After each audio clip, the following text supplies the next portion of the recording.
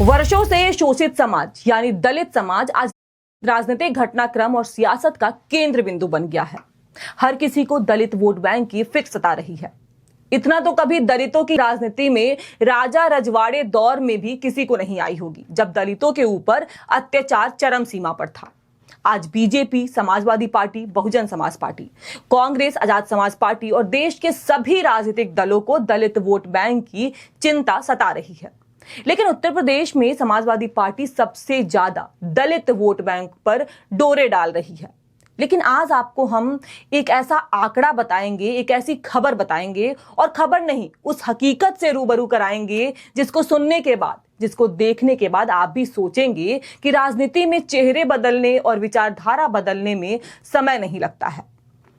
2007 में पूर्ण बहुमत के साथ उत्तर प्रदेश में बहुजन समाज पार्टी की सरकार बनी और चौथी बार मायावती मुख्यमंत्री के रूप में शपथ लेने वाली देश की पहली महिला बनी। दलितों के बीच आयरन लेडी के नाम से मशहूर मायावती ने कई बड़े फैसले लिए। बहुजन समाज पार्टी सरकार के दौरान सामाजिक न्याय के लिए संघर्ष करने वाले महापुरुषों के नाम पर जनपदों का नाम घोषित किया गया, लेकिन यह नाम बहुजन समाज पार्टी सरकार बदलने के साथ ही बदल गया और आज पीडीए के नाम पर दलितों की सबसे बड़ी तहसील बनाने वाली पार्टी यानी समाजवादी पार्टी सरकार ने इस नाम को बदलने का काम किया था। पहले हम आपको उन जिलों का नाम बताएंगे जिसे बहुजन समाज पार्टी शासनकाल में सामाजिक न्याय के लिए संघर्ष करने वाले महापुरुषों के नाम पर नामकरण किया गया और समाजवादी पार्टी ने बाद में उन्हें बदलने का काम किया। अमेठी को बहुजन समाज पार्टी सरकार में छत्रपति शाहू जी महाराज नगर का नाम दिया गया, लेकिन समाजवादी पार्टी सरकार ने इसे बदलकर अमेठी कर दिया। कानपुर देहात को रामाबाई नगर नाम दिया गया, लेकिन समाजवादी पार्टी सरकार बनने के साथ ही कानपुर देहात नाम कर दिया गया, यानी रामाबाई नगर का नाम बदल दिया गया। अमरोहा का नाम बदलकर बहुजन समाज पार्टी सरकार में ज्योतिबा फुले नगर किया गया, लेकिन समाजवादी पार्टी सरकार आने के बाद इसका नाम अमरोहा हो गया। संभल को बहुजन समाज पार्टी सरकार ने भीमनगर का नाम दिया, लेकिन समाजवादी पार्टी सरकार आने के बाद फिर से इसका नाम बदलकर संभल घोषित कर दिया गया। हाथरस को बहुजन समाज पार्टी सरकार ने महामाया नगर का नाम दिया, लेकिन बाद में समाजवादी पार्टी सरकार ने इसे हाथरस घोषित कर दिया।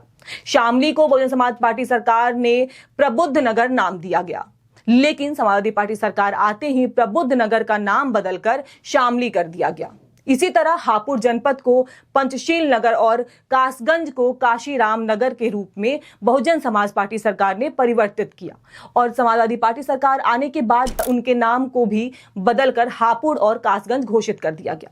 लखनऊ के किंग जॉर्ज मेडिकल यूनिवर्सिटी का नाम बहुजन समाज पार्टी सरकार में छत्रपति शाहू जी चिकित्सा विश्वविद्यालय किया गया। बाद में समाजवादी पार्टी सरकार ने इसे किंग जॉर्ज मेडिकल यूनिवर्सिटी के रूप में नाम को बदलने का काम किया। इसी तरह से कई उदाहरण हैं, लेकिन बावजूद इसके समाजवादी पार्टी खुद को सबसे बड़ी दलितों की हितैषी बताने में जुटी है।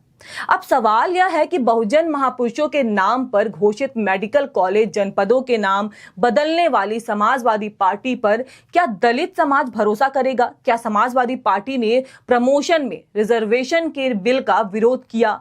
क्या दलित उसके साथ जाएगा? क्या दलित समाज पार्टी को उनके इतने घटनाक्रम के बावजूद मतदान करेगा और 2027 में सरकार बनाएगी? यह सबसे बड़ा सवाल है। जब भी समाजवादी पार्टी दलितों की राजनीति पर फोकस करती है तो सत्ताधारी दल भारतीय जनता पार्टी 2 जून 1995 को लखनऊ में मीराबाई गेस्ट हाउस में मायावती के साथ हुए घटनाक्रम यानी गेस्ट हाउस कांड का जिक्र करती है, जहां दावा किया जाता है कि कथित रूप से मायावती की जान लेने का प्रयास समाजवादी पार्टी नेताओं ने किया था।